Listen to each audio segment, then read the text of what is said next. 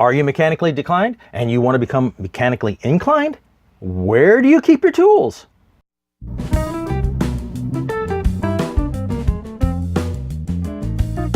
Having a tool does not make you mechanically inclined, but without tools, it's hard to get anything done.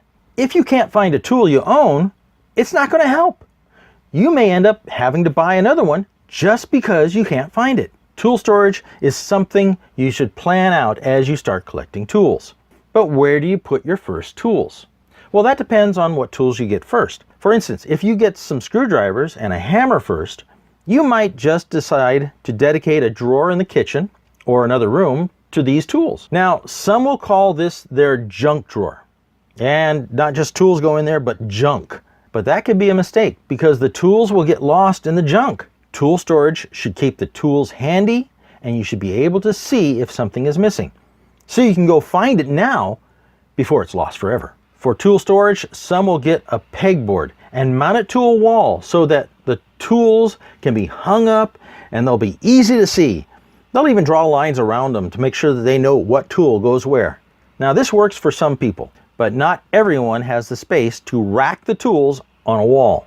And then after collecting many tools, some will invest in a toolbox or cabinet or roll around cart with drawers. This can get expensive, as these tool storage monuments can cost thousands of dollars and have so many places to stash your tools, you can end up losing a tool in this tool storage itself. If you have so many tools that you need one of these, you are not mechanically declined, but you may be suffering from tool acquisition syndrome.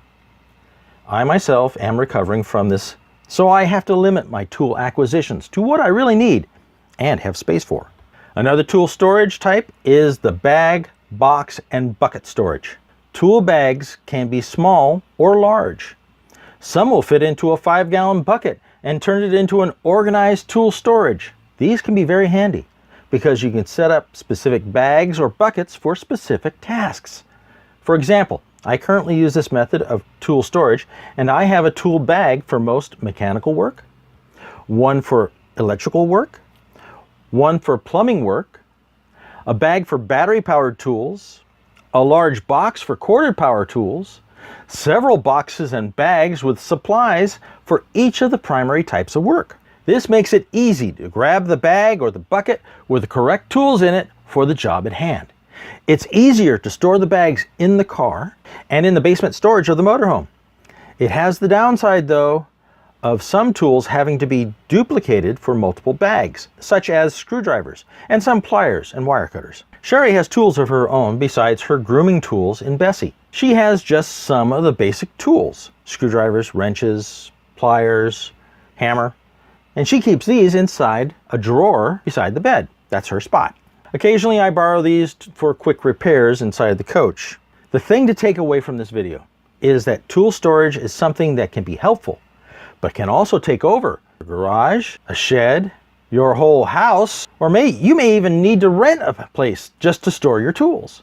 Tool storage will change as you collect more tools, but be careful you don't fall into the tool acquisition syndrome. If you keep your tools organized, it will help you identify what storage solution you need.